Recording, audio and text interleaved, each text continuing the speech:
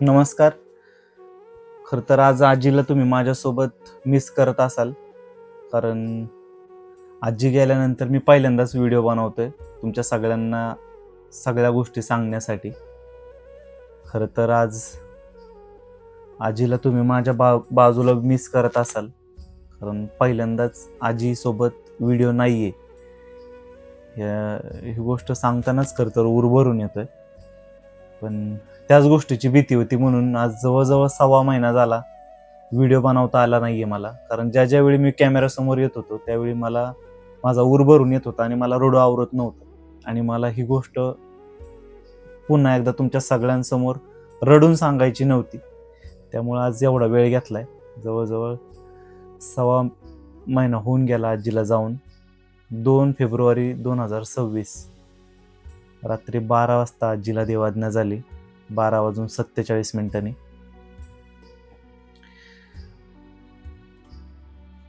खरं तर जे काही आजीसाठी करू शकलो ना मित्रांनो, ते फक्त आणि फक्त तुमच्या सगळ्यांच्या प्रेमामुळं. कारण माझ्यात एवढं मोठं धाडस येण्याचं कारणच होतं की तुम्ही सगळे एवढे आशीर्वाद देत होता. व्हिडिओच्या माध्यमातून कमेंटला तुम्ही भरभरून आशीर्वाद दिले मला, आणि त्यामुळंच मी आजीची त्या ठिकाणी सेवा करू शकलो. खरं तर ही खूप मोठी, माझ्यासाठी तरी खूप मोठी गोष्ट आहे की मी एवढं मोठं स्टेप आजीच्या सेवेमध्ये मी घेऊ शकलो. ज्या काही गोष्टी मी केल्या तुम्ही बघितल्या असतील व्हिडिओमध्ये, त्या फक्त आणि फक्त तुमच्या सगळ्यांच्या प्रेम आणि सपोर्टमुळं करू शकलो मित्रांनो मी. पण एका गोष्टीची खंत मनात कायम राहणार आहे की आजीची शेवटची इच्छा मी पूर्ण करू शकलो नाहीये. खरं तर हेच गोष्टी मी तुम्हाला आधी पण सांगू शकलो असतो, पण मला रडणं आवरत नव्हतं. मला त्या गोष्टीचं म्हणजे खूप त्रास झाला मला. त्यामुळं हा एवढा वेळ लागलेला आहे मित्रांनो. तुमच्या सगळ्यांसमोर येऊन मी तुम्हाला या गोष्टी बोलतोय. पण तरी पण एक गोष्ट कायम खटकत राहणार आहे मनाला. कारण आजीला जगण्याची इच्छा खूप होती. तिची कायम इच्छा होती की तुझं लग्न मला बघायचंय, तुझ्या लग्नात मी हे करेल, तुझ्या लग्नात मी अशी साडी घालेल, तुझ्या लग्नात मी नथ घालेल, तुझ्या लग्नात मी पैठणी घालेल. म्हणजे माझी बहीण आणि मी ताई म्हणतो त्यांना, तुम्ही व्हिडिओमध्ये बऱ्याचदा बघितलं पण असेल, त्यांचं आणि आजीचं कायम चर्चा असायची की तुला अशी साडी घ्यायची, तुला अशी नथ घालायची. पण कुठेतरी काही गोष्टी मी नाही पूर्ण करू शकलो. त्याला अनेक कारणं आहेत मित्रांनो. तर मी सगळ्याच गोष्टी मी सोशल मीडियासमोर मांडू शकत नाहीये. हे तुम्हालाही माहिती आहे की काही गोष्टी मांडणं योग्य नसतं. पण एक गोष्ट मला आवर्जून तुम्हाला सगळ्यांना सांगायची, आजीचं जाण्याचं कारणही मी तुम्हाला सांगणार आहे, आणि कशामुळे असं झालं हे पण मला तुम्हाला सांगायचंय. पण त्याचबरोबर माझ्याकडून काय चुका झाल्या हे सगळ्या गोष्टी करत असताना, एवढी मोठी धावपळ करत असताना, हे पण मला तुम्हाला सांगायचंय. पहिली चूक तर मी असं म्हणल की मी खूप भावनिक झालो होतो. खूप भावनिक म्हणजे मला काही करावं काही सुचत नव्हतं. त्या सगळ्या धावपळीत मी कुठेतरी त्या शेवटच्या काळात आजीला नक्की काय पाहिजे आणि मी तिला काय द्यावं हे मला सुधरतच नव्हतं. फक्त आणि फक्त एकच इच्छा होती, जो माझा स्वार्थ असू शकतो मला असं वाटतं, की ती जगावी, ती सगळ्या गोष्टी तिने आनंदात अनुभवाव्यात. म्हणजे माझं लग्न असेल, बाकीच्या गोष्टी असतील. पण ह्या सगळ्या गोष्टी करण्याच्या ह्याच्यात मी फक्त आणि फक्त हॉस्पिटलकडे लक्ष दिलं. मी त्यामधल्या काळात पण खूप काही करू शकलो असतो आजीसाठी. जवळजवळ 26 दिवस आजी हॉस्पिटलमध्ये होती, आणि डॉक्टरांनी तर पहिल्याच दिवशी म्हणजे हॉस्पिटलला आपण ॲडमिट केल्यानंतर पहिल्या दुसऱ्या दिवशीच डॉक्टरांनी नो गॅरंटी दिली होती. कारण आजीला आजारानेच त्या प्रकारे एवढी ग्रासलेली होती आजी. पण तुम्ही सगळ्यांनी भरभरून प्रेम आणि सपोर्ट दिला त्या मधल्या काळात. त्यामुळे कुठेतरी थोडासा धीर मला भेटत होता. पण मी ज्या माझ्या चुका झाल्यात ना, तर त्या गोष्टी मला आजही आतून मला पोखरत चालल्यात. त्यामुळे मला त्या गोष्टीचा खूप त्रास होतोय. खरं तर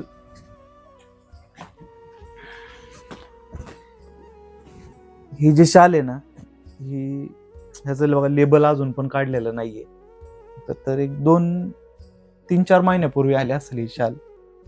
म्हणजे आपल्याकडं आजीला देण्यासाठी गिफ्ट आणली होती. ही शालेचं असं होतं की ही शाल खूप भारी आहे, म्हणजे मला तर आवडली, आजीसाठी खूप आजीला पण आवडली होती. आजीने पण तिला हात लावून बघितला होता, पण ती प्रत्येक वेळी म्हणायची राहू दे, ठेव, आपण तुझ्या लग्नात मला माझ्या अंगावर घाल, तुझ्या लग्नात मी साड्या घालेल.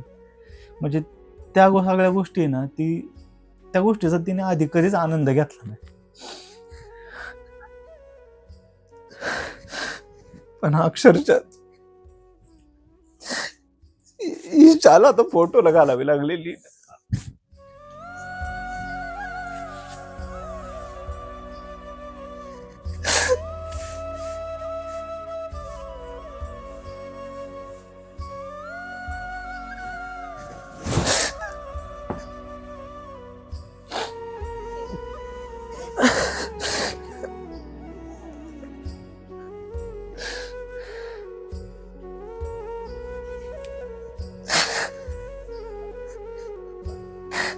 काही गोष्टी फक्त लग्नात घालायची म्हणून तिने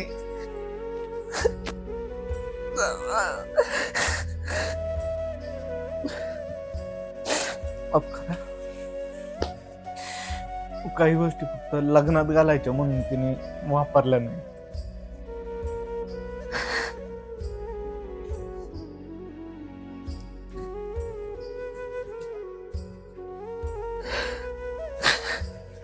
आज वेळ आली की त्या गोष्टी मी फोटोत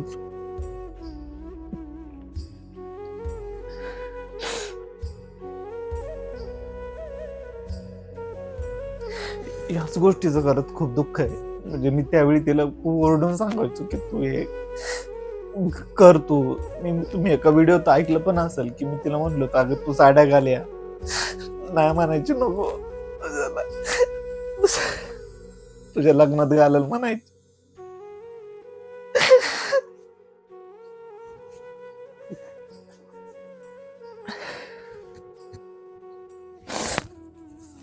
त्या सगळ्यातून मला तुम्हाला एकच सांगायचं मित्रांनो, ज्या गोष्टी आपण करतोय ना, किंवा ज्या गोष्टी आपण केल्या नाहीत, किंवा असा विचार करू की करतो की आपण नंतर करू, तर एक वय झाल्यानंतर वेळ नसतो मित्रांनो त्यांच्यासाठी. म्हणजे माझ्या आया बहिणी, माझ्या भरपूर लोक बघतात, सगळ्यांनी आशीर्वाद दिला. म्हणजे कधी वेळ येईल ना, कधी काळाचा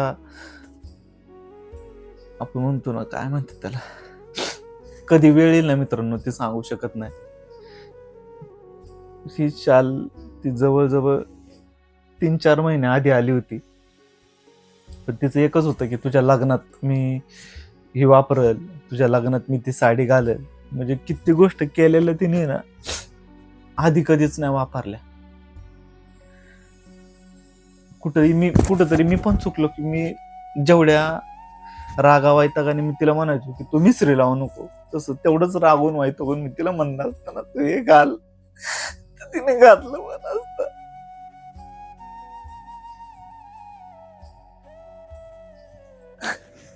माझी चुकी झाली ती, मी तिला कधीच म्हणलो नाही. या गोष्टी रागून तिला मी वापरायला लावल्या नाहीत.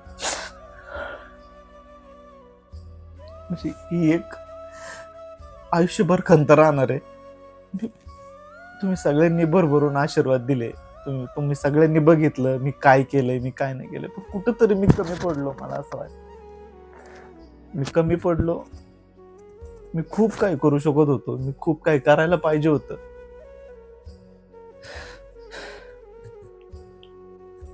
अजून काही गोष्टी आहेत.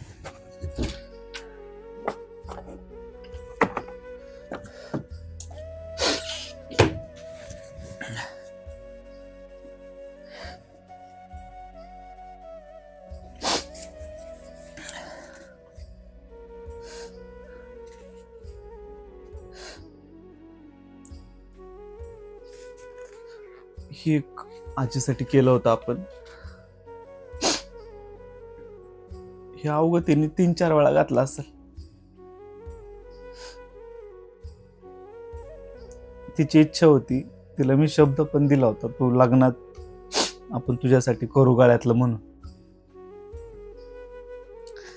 पण खर तर हे एक अशा व्यक्तीने आजीसाठी दिलं होतं, ज्या व्यक्तीचं आजीवर जीवापाड प्रेम होतं. पण ही पण वस्तू आहे, ती फक्त आणि फक्त आजी तुझ्या लग्नात घालल म्हणून तू ठेव. असंच म्हणून तिने किती वेळा ह्या वस्तूचा पण उपभोग घ्यायची ती टाळलं तिने.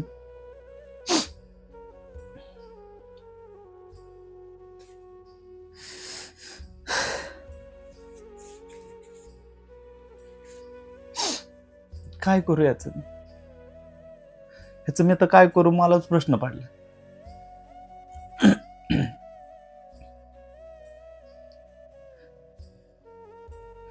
सांगायचं एवढंच आहे, ह्या ज्या काही गोष्टी आहेत ना, त्या वेळेचा उपभोग घेतला, त्याचा वेळेचा आनंद घेतला तर त्याला अर्थ आहे. आजी आजारी पडण्याआधी 2-3 दिवस मला असं वाटतं 7 जानेवारीला का 8 जानेवारीला आम्ही आजीचा माझा वाढदिवस केला होता. त्या दिवशी आजीने हे घातलं होतं. म्हणजे शेवटचं तिने कधी घातलं होतं तर माझ्या वाढदिवसा दिवशी. त्यानंतर नको म्हणली मला, तुझ्या लग्नात घालल.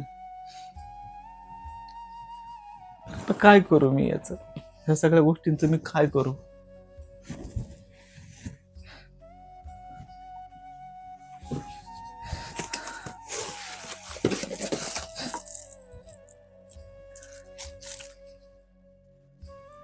सगळ्या गोष्टीत आनंद खूप, ह्या सगळ्या गोष्टी तेव्हाच आनंद दिला असता जेव्हा आजी असते.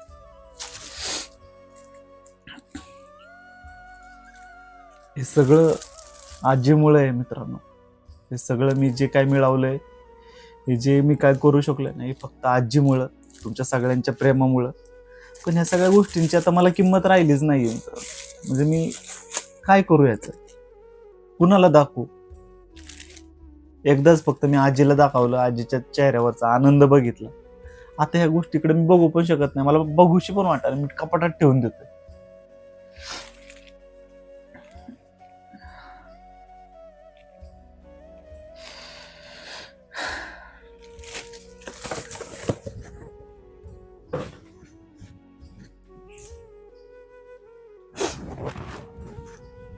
हा, हे कानातलं केलं होतं आजीला, मागं लागून कितीतरी दिवस चाललं होतं, कानातलं कर. हे कानातलं केलं होतं. ही लग्नात घालायला अंगठी केली होती.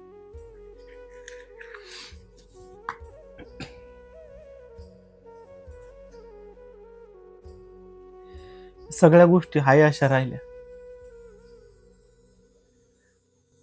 फक्त एकच दुःख, या सगळ्या गोष्टीचा उपभोग तिने घेतला पाहिजे होता. तिने फक्त माझ्या लग्नात मी घालल, माझ्या लग्नात मी मिरवल, माझ्या लग्नात मी साडी घालल, माझ्या लग्नात मी गळ्यातलं घालल म्हणून ती वाट बघत राहिली.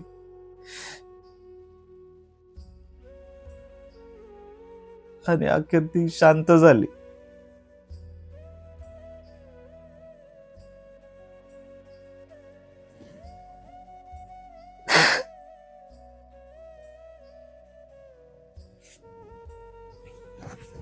आई, काय करू?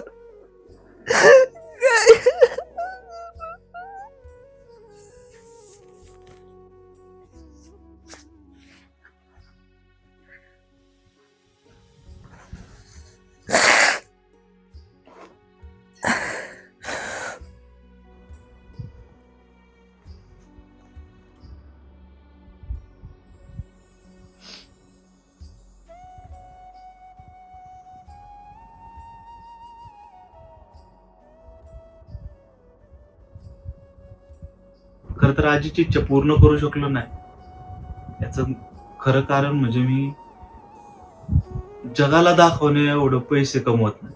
आज कुठंतरी तुम्ही सगळे मला एवढे प्रेम देताय, एवढं सपोर्ट करताय, त्या सगळ्यामध्ये मी आजीला खुश ठेवणे एवढं तर मी कमवत होतो. आजीला खुश ठेवणे एवढं तर मी गोष्टी घरात आणू शकत होतो. मग तुम्ही बऱ्याचदा सगळं बघितलंय, मी इकडे हे करतोय, मी तिकडे ते करतोय, मी आजीला इकडे नेतोय, मी तिकडे नेतो. आजीला मी गाडीत फिरवतोय. मी आजीच्या आनंदासाठी एवढ्या सगळ्या गोष्टी केल्या. मग एखाद्या मुलीच्या बापाला असं नाही वाटू शकत का की तू आजीवर एवढं प्रेम करणार मुलगा त्यांच्या मुलीवर पण तेवढंच प्रेम करल, त्यांच्या मुलीलाही तेवढाच जीव लावल? नाही वाटत का कुठल्याच बापाला?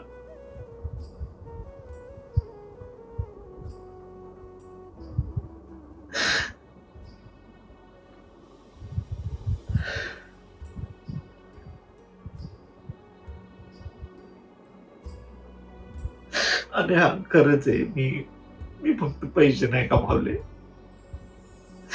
नाही कमावले पैसे.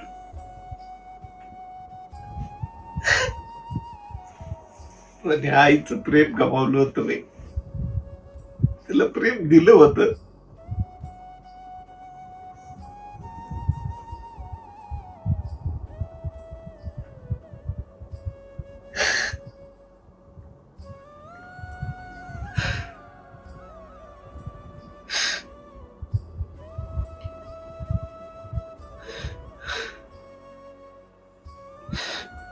हा स्वार्थच होता माझा की मला पैशापेक्षा तुमच्या सगळ्यांचं प्रेम महत्वाचं होतं, मला आजीचं प्रेम महत्वाचं होतं. म्हणून मी अनेक जाहिराती आल्या, अनेक ऍड आल्या, प्रमोशन आले, मी नाही केले. का तर नको, आपल्याला पैसे कमवायचे आणि आपल्याला माणसं कमवायचे.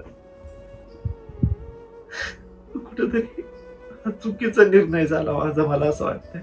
कारण ह्या सगळ्यामध्ये ज्या काही गोष्टी मी आजीसाठी करायला पाहिजे होत्या, तिची खरी इच्छा फक्त एकच होती की तुझं लग्न. त्याच गोष्टी फक्त आणि फक्त पैशाअभावी मी नाही करू शकलो. पैसे मी कमवत नव्हतो, मी दाखवण्यासारखे पैसे कमवत नव्हतो, म्हणून मी नाही करू शकलो. आणि शेवटी आजीची इच्छा अपूर्ण राहिली, अधुरी राहिली.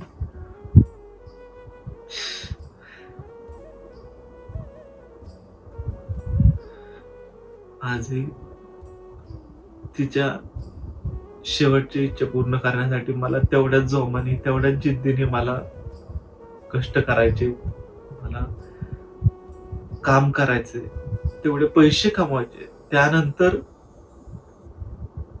कुठलाही बाप तिची लेक,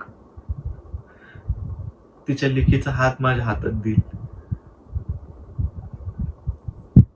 म्हणजे एवढं तर कळून चुकलंय, तुमचं दिसणं, तुमचं असणं या सगळ्यापेक्षा तुमच्याकडे किती आहे, किती गबाळ आहे तुमच्याकडे, किती तुम्ही गबाळ लोकांना दाखवू शकता, त्या गबाळावरच तुमचं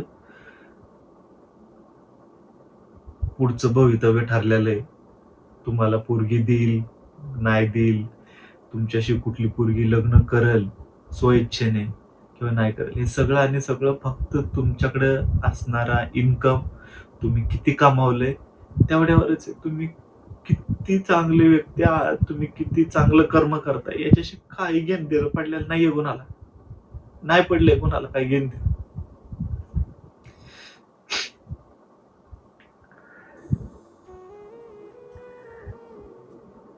या सगळ्या गोष्टीचा अनुभव उपभोक्तीने आधी घेतला असता तर या गोष्टीची पण मला खंत राहिली नसती. तरी मीच कमी पडलो, मीच तिला मिसरी लावण्या म्हणून जेवढं ओरडायचं तेवढं जर ओरडलं असतं ना की नाही तू हे घालच, तू हे वापरच, तर तिने वापरलं पण असतं. पण मी म्हणलं ठीक आहे, तिची इच्छा आहे लग्नात घालायचंय, लग्नात घालू दे, तिची इच्छा आहे नंतर घालायचंय, नंतर घालू दे. म्हणजे मी भांडायचो तिच्याशी की साडी घाल म्हणून, पण मी भांडलेलो आहे. तो व्हिडिओ मी नाही टाकला कारण तेव्हा वेळ नव्हती. 4 दिवस आधीचा व्हिडिओ होता तो, आजीला त्रास होण्याआधीचा, त्यामुळे तो व्हिडिओ मी टाकला नव्हता. तर त्या व्हिडिओत पण मी तिला कितीतरी मागं लागलो होतो की तू साडी घाल, तू चांगल्या साड्या घाल, अशी बसू नको, पोरगी माणसं बघा येणार, पुरीकडची बघायला येते. तर तिने त्यावेळी पण नाही ऐकलं.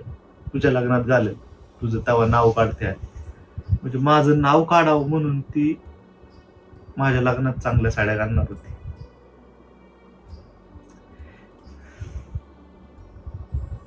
म्हणजे अशी आजी होणे नाही, असं आजीची माया इथून पुढे तरी तुम्हाला बघायला मिळणार नाही, मला अनुभवायला मिळणार नाही.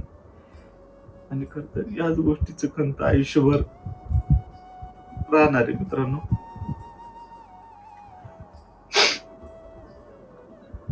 पण मला खरंच देवाशपथ असं वाटलंच नव्हतं की ह्या सगळ्या गोष्टी एवढ्या लवकर होत्याल म्हणून. म्हणजे 7 तारखेला आम्ही वाढदिवस साजरा केला. त्यावेळी आजी किती आनंदी होती, किती तिने सगळ्या गोष्टी, वाढदिवस किती माझा छान तिने साजरा केला होता. पण वाटलंच नव्हतं की या सगळ्या गोष्टी एवढ्या लवकर होत्या. आणि पुढच्या 4-5 दिवसातच आजी आजारी पडली. त्याच्यानंतर खूप भयंकर दवाखाना करावा लागला. आजी 26 दिवस दवाखान्यात होती. खर तर आजीला ब्रेन स्ट्रोक बसला होता. आपल्याकडे त्याला पॅरालिसिस म्हणतात. पॅरालिसिसमध्ये पूर्ण शरीर निकामी होऊन जातं. आजी ज्यावेळी आम्हाला ते जाणवलं असं झालंय म्हणून आपण लगेच हॉस्पिटलला नेलं होतं. पण आजीला, तुम्हाला सगळ्यांना माहिती आहे, आजीला हॉस्पिटलला जायला तिला धडकी भरायची. तिला पहिलं तिचं बीपी हाय व्हायचं हॉस्पिटल म्हणलं की. डोळ्याच्या ऑपरेशनच्या वेळेस तुम्ही बघितलं असं नको करायची, मला हॉस्पिटलला नाही जायचं. कसं वसं तयार करून तिला हॉस्पिटलला नेलं होतं. तिथं सगळ्या टेस्ट कराव्या लागतात. त्या टेस्ट पण तिने करू दिल्या नाहीत. एवढा तिथं आरडाओरडा केला, एवढा धिंगाणा घातला होता. अक्षरशः 4-5 डॉक्टर धरायला होते आजीला. त्या सगळ्या गोष्टी तिने शांततेत करू दिल्या असत्या तर कुठेतरी ट्रीटमेंट लगेच चालू करता आली असती. पण जवळजवळ 8 ते 9 तास फक्त तिला शांत करण्यातच गेले. कारण वयोमानानुसार गुलीचं इंजेक्शन आपल्या ह्या भागात तरी अवेलेबल नसतं, म्हणून आम्हाला हिथं ट्रीटमेंट न देता मोठ्या दवाखान्यात न्यावं लागलं. आणि मोठ्या दवाखान्यात तिथं गेल्यानंतर खूप अडचणी आल्या आम्हाला. कारण अशा दवाखान्यात गेलो जिथं खूप भयंकर पेशंट पडलेले होते तिथं. त्यामुळे तिथं सगळं ट्रीटमेंट देताना, टेस्ट करताना एवढ्या अडचणी आल्या की एवढे पैसे भरा, हे करा, ते करा. त्या सगळ्या गोष्टी करत असताना ट्रीटमेंटसाठी घ्यायला पण त्यांनी भरपूर वेळ घेतला. पण तिथं पण एक एवढा भयंकर अनुभव आला मित्रांनो. चुकून पण आपल्याला आपली व्यक्ती जगावी अशी वाटत असेल तर चुकून पण, मी म्हणतो, चॅरिटेबल हॉस्पिटलमध्ये पेशंटला कधीच नेऊ नये. याचं कारण मी तुम्हाला सांगतो. जी चूक माझ्याकडून झाली, आम्हाला आयडिया नव्हती की त्या ठिकाणी अशा पद्धतीचे ट्रीटमेंट देतात. कारण हे सगळं पहिल्यांदाच आयुष्यात घडलं होतं. आजीला कधीच एवढ्या मोठ्या आजारासाठी म्हणा किंवा एवढ्या इमर्जन्सीमध्ये हॉस्पिटलला न्यायची गरज पडली नव्हती. त्या रात्री पडली होती म्हणून आम्ही त्या ठिकाणी घेऊन गेलो. आणि हॉस्पिटलचं नाव नाही घेणार मी, पण त्या ठिकाणी नेल्यानंतर पेशंटला ते अक्षरशः टेस्ट म्हणून हाताळत होते. तिथं सगळे शिकाऊ डॉक्टर होते. शिकाऊ डॉक्टर असल्यामुळं ते पहिलं तर नुसतं चेकिंग चालली होती त्यांची. अभ्यास चालल्यागतचा करत होते. 1-1 तास तर त्यांनी फक्त डॉक्टर आणि शिकायला आलेली मुलं त्यांनाच दाखवत बसले होते पेशंटला. म्हणजे माझं त्या ठिकाणी वाद पण झाले भरपूर. म्हणजे मी त्या सगळ्या मनस्थितीतून गेलेलो आहे. म्हणजे मला एवढा त्रास झाला होता त्या ठिकाणी. पण पहिल्या हॉस्पिटलला ज्यावेळी नेलं होतं, अक्षरशः आजीला 1 तासभर त्यांनी फक्त एक डेमो म्हणून तिथं ठेवलं होतं सुरुवातीला. तर त्या डॉक्टरांशी माझे वाद पण झाले. भरपूर कन्सल्टन्सी झाली. त्यानंतर कन्सल्टन्सी रूममध्ये म्हणतात तिथं घेऊन गेलो. त्यांनी मला तिथं नेलं. तिथं नेल्यानंतर मला सांगितलं असं असतं तसं असतं. म्हणलं माझं पेशंट, माझी आजी तुम्हाला मी शिकण्यासाठी आणलेली नाहीये म्हणलं. इथं तिच्यावर प्रॉपर ट्रीटमेंट झाली पाहिजे. आम्हाला आतूनात आमची इच्छा आहे की ती जगली पाहिजे. त्या हिशोबाने तुम्ही ट्रीटमेंट करा. नसेल होतं तुम्ही सोडून द्या इथून आम्हाला. भरपूर वाद झाल्यानंतर त्यांनी शेवटी आमच्यावरच आरेरावीची भाषा वापरली. आणि त्यानंतर डायरेक्ट आम्हाला डिक्लेअर सांगितलं की पेशंट तुमचं बरं होणार नाहीये, तुम्ही इथून घेऊन जावं. आणि तेवढ्या सगळ्या ह्याच्यात आमचं धावपळ एवढी वाढली की मग परत मला दुसऱ्या हॉस्पिटलला शिफ्ट करावं लागलं. त्या ठिकाणी प्रॉपर ट्रीटमेंट झाली. त्यांनी आजीची काळजी घेतली. तिथं एक ऑपरेशन सक्सेसफुल पण झालं. दुसरं ऑपरेशन जे होतं ब्रेन स्ट्रोकचं, ते ह्या वयात सक्सेसफुल होण्यासारखं नव्हतं. आणि जवळजवळ 25% ब्रेन स्ट्रोक झाला होता आजीला. उजव्या साईडच्या रक्तवाहिन्या ज्या मेंदूला जातात त्या पूर्ण ब्लॉक झाल्या होत्या. आणि हे फक्त आणि फक्त आपल्याला कळालं नाही कारण आजी कधीच टेस्ट करू देत नव्हती. ती हॉस्पिटलला जायला नको म्हणायची. म्हणजे तिला हॉस्पिटल म्हणलं की तिला बीपी वाढायचा तिचा. त्यामुळे आम्हीच ती रिस्क पहिल्यापासून घेत नव्हतो. डोळ्याच्यासाठी पण तोच विषय होता. ती नकोच म्हणायची, मला हिथं मरू दे म्हणायची. मी पण मला हॉस्पिटलला जायचं नाही. आणि हीच भीती कायमस्वरूपी तिला असायची. त्यामुळं या भीतीमुळं आम्ही पण ती रिस्क कधी घेत नव्हतो. पण त्या ठिकाणी पायाचं जे काय ऑपरेशन होतं, आजीला 2 प्रकारचे आजार एकाच वेळी डायग्नोज झालते. पहिला आजार म्हणजे ब्रेन स्ट्रोक आणि दुसरा आजार म्हणजे सेल्युलायटिस, जो पायापासून सुरुवात होतो त्याला. सेल्युलायटिसमध्ये पायाच्या आतला भाग पूर्ण असं पल्स म्हणतात त्याला, पू होतो. ते पूर्ण पायामध्ये भरला होता. गुडघ्यापासून ते पंजापर्यंत पाय पूर्ण पू झाला होता पायामध्ये. आणि ते पण खूप अचानक दिसलं होतं. आणि याचं कारण फक्त थोडं बारकं छोटंसं कारण होतं ते पायाला सेल्युलायटिस होण्याचा. ते कारण म्हणजे पायाला असलेली एक छोटीशी चीर. म्हणजे मला तुम्हाला सगळ्यांना हे पण सांगायचं आहे की एक छोटीशी चीर असणं पायाला सुद्धा आपल्यासाठी एवढी घातक ठरू शकते. आजीच्या पायाला चीर होती आणि त्या चिरीतून ते सेप्टिक झालं होतं आणि त्या पायातून ते सेप्टिक पूर्ण गुडघ्यापर्यंत आलं होतं. त्याच्यामध्ये ते ऑपरेशन पण एक खूप सिरियस होतं, कारण त्याच्यामध्ये पूर्ण पायाची स्किन गुडघ्यापासून पंजापर्यंत काढून टाकावी लागली आजीची. त्याचे फुटेज पण मी तुम्हाला दाखवू शकतो. आणि ब्रेन स्ट्रोकचे पण आपण सगळे टेस्ट केले होते. त्याच्यामध्ये पूर्ण स्कॅन सगळे केले होते. MR, CT, MR NGO. याच्यामध्ये कळलं होतं की कुठं ब्लॉकेज आहे, कुठं पूर्ण मेंदूला कशा प्रकारे सुजा आलेली आहे, मेंदू कुठं सुकलेला आहे. या सगळ्या गोष्टी डॉक्टरने आम्हाला दाखवल्या. त्याच्यामध्ये मेंदूसाठी ऑपरेशन जर करायचं म्हणलं तर कवटी पण काढून ठेवावी लागू शकते, कारण मेंदू एक्सपांड व्हायला जागा करावी लागते त्या केसमध्ये. त्यामुळे कवटी काढून ठेवून मग आपण ऑपरेशन पुढं नेऊ शकतो. पण त्याची गॅरंटीज दिली नव्हती. त्यामुळे ती ऑपरेशन डॉक्टरांनी सजेस्ट केलं की तुम्ही त्याच्या भानगडीतच पडू नका, त्याच्या खर्चाच्या हिशोबाने, त्याच्या हिशोबाने. पण तरी पण आपण करा म्हणून त्यांना पूर्ण सूट दिली होती. पण एक ऑपरेशन झाल्यानंतरच आजीचा त्रास वाढत गेला. त्याच्यामध्ये ऑक्सिजन डाऊन होत गेलं. पायाचं ऑपरेशन तर झालं होतं सक्सेसफुल, पण पायाचं कव्हर होता करता भरपूर वेळ लागणार होता. त्यामुळे लगेच ब्रेनचं ऑपरेशन करायला घेणं पॉसिबल नव्हतं. त्यामुळं एक ऑपरेशन सक्सेसफुल झालंय तर आधी थोडंसं रिकव्हरी होऊ द्या आणि मग आपण ब्रेनचं करू, असं डॉक्टरांची इच्छा होती, त्यांचं म्हणणं होतं. म्हणून आपण म्हटलं ठीक आहे. पण ह्या सगळ्यामध्ये जवळजवळ 26 दिवस आजी हॉस्पिटलमध्ये होती आणि शेवट आजीचा ऑक्सिजन ड्रॉप होत गेला. जवळजवळ 40-45 वर ऑक्सिजन आला होता. फुल ऑक्सिजन असताना सुद्धा ऑक्सिजन लेवल 40-45 दाखवायला लागलं. त्यावेळी सगळ्या गोष्टी हातातून निसटत चालल्यात असंच वाटत होतं. पण होईल तेवढे प्रयत्न आपण केले. त्यावेळी जेवढी होईल तेवढी सेवा मी आजीची करू शकलो. आणि तुमच्या सगळ्यांचे आशीर्वाद रूपी मेसेज येतच होते मला. आणि ह्या सगळ्या गोष्टी मी तुम्हाला आधी पण सांगू शकलो असतो, पण माझी मनस्थिती नव्हती. मी या सगळ्या गोष्टीला आजही माझे तेवढंच डोळे भरून येतात, आजही माझं तेवढंच ऊर भरून येतो. त्यामुळं मी कॅमेरासमोर तुमच्या सगळ्यांशी त्यावेळी बोलू नाही शकलो मित्रांनो. त्यासाठी मी तुमच्या सगळ्यांची माफी मागतो, कारण आजी ही फक्त माझी एकट्याची नसून तुमच्या सगळ्यांची झाली होती. तुमच्या सगळ्यांचा आजीवर जीव जाडला होता. तिचं बोलणं, तिचं निरागस हसणं, ते माझ्याशी गप्पा, या सगळ्या गोष्टी तुम्ही मिस करताय. आज आजी सोबत नाहीये, पण आजीचा हा फोटो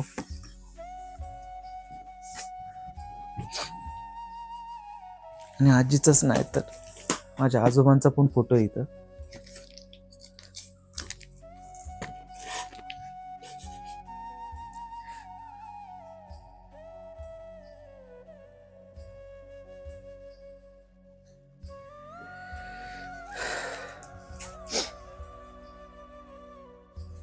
ज्या गोष्टी वेळीच त्याचा उपभोग घ्यायला पाहिजे होता, वेळीच त्या गोष्टी वापरायला पाहिजे होत्या, त्या वापरल्या नाहीत. आणि अक्षरशः आज फोटोवर त्या गोष्टी मला आजीला घालाव्या लागतात. याचं खरंच खूप मोठं दुःख आहे. हा शेवटचा फोटो होता जो ती एवढी हसती. त्या दिवशी माझा वाढदिवस होता. वाढदिवसा दिवशीचा फोटो तुम्ही व्हिडिओमध्ये बघितला असेल. आणि त्या दिवशीच हे गळ्यातलं पण घातलं होतं. हे काय दिसतंय तुम्हाला?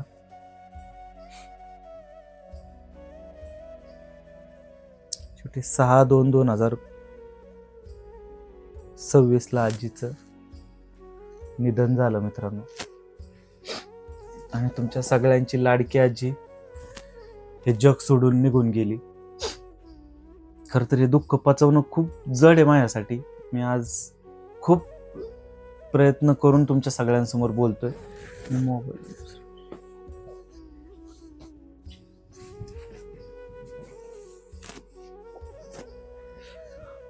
रात्रीचे 3 वाजलेत. तर ह्या सगळ्या गोष्टी तुमच्या सगळ्यांसमोर मांडायच्या होत्या, तुमच्या सगळ्यांशी बोलायच्या होत्या की ज्यावेळी आपण आपल्या आजी आजोबांना आनंद द्यायचा ठरवतो किंवा आनंद देत असतो, तर त्याला उशीर न करता ते वेळीच तो आनंद दिला पाहिजे. जसं ह्या गोष्टी सगळ्या मी आजीसाठी केलेलं, हे आपण हे आजीसाठी केलेलं गळ्यातलं असेल, अंगठी असेल, कानातलं असेल, साड्या आहेत, ही शाले, ह्या सगळ्या गोष्टीचा उपभोग तिने आधीच घ्यायला पाहिजे होता. पण केवळ फक्त माझ्या लग्नात घालल, तुझ्या लग्नात घालायचं, आता कोण बघणार आहे मला, तवा मला लय बघत्याल, हे असंच सगळं बोलणं असायचं तिचं. एक व्हिडिओ आहे, मी अजून तो पोस्ट केलेला नाहीये. त्या व्हिडिओमध्ये ती सरळ सरळ मला म्हणते, तू आता काय, आता कोण बघतंय मला, तुझ्या लग्नात बघत्याल मला, तवा मी घालल. म्हणजे ही तिची मनापासूनच, तिच्या मनात फक्त तेवढंच होतं, जो काय मला करायचं आहे ना, आवरावर ते सगळी तुझ्या लग्नातच करायची. ती शेवटची इच्छा होती फक्त माझं लग्न बघायचं. ते माझ्याच्याने नाही झालं, त्याला अनेक अडचणी आहेत. ते पण मी व्हिडिओच्या माध्यमातून तुम्हाला सांगत राहील पुढं की नक्की काय अडचण होती, कशामुळं तिची शेवटची इच्छा मी पूर्ण नाही करू शकलो मित्रांनो. तर तुमच्या सगळ्यांचं प्रेम आणि सपोर्ट असंच राहू द्या. नक्कीच तुम्ही आजीला जे प्रेम दिलं ते मला नाही देऊ शकणार, आजीवर जे प्रेम केलं ते माझ्यावर नाही करू शकणार, मलाही माहिती आहे ते. पण एक आजीच्या स्मरणार्थ तुम्ही सगळ्यांनी मला सपोर्ट करा. आणि इथून पुढं मी आजीचं स्वप्न पूर्ण करण्यासाठी माझे आतोनात प्रयत्न असतील, त्या प्रयत्नांना तुम्ही मला सपोर्ट करा, एवढीच इच्छा आहे माझी. धन्यवाद मित्रांनो. आणि आज पाडवा आहे, तर पाडव्याच्या तुम्हा सगळ्यांना हार्दिक हार्दिक शुभेच्छा. तर हा मराठी नवीन वर्ष म्हणून साजरा केला जातो. मराठी नवीन वर्षाचा पहिला दिवस आज हा पाडवा. त्या निमित्तानेच मी आज तुमच्या सगळ्यांशी बोलू शकलोय. आणि त्या सगळ्या तुम्ही दिलेल्या आशीर्वादांना, तुम्ही आजीसाठी दिलेल्या आजीसाठी केलेल्या प्रार्थनांना आणि तुमच्या सगळ्यांनी केलेल्या प्रेमाला मी आयुष्यभर तुमच्या सगळ्यांचा ऋणी राहील. असंच प्रेमाने आशीर्वाद राहू द्या. धन्यवाद मित्रांनो.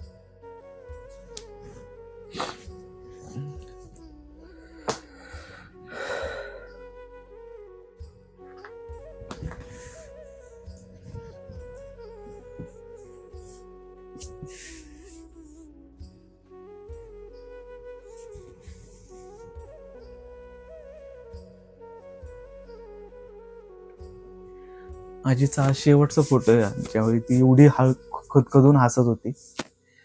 शेवटचा फोटो आहे ज्याच्यात ती एवढी हसली आजी.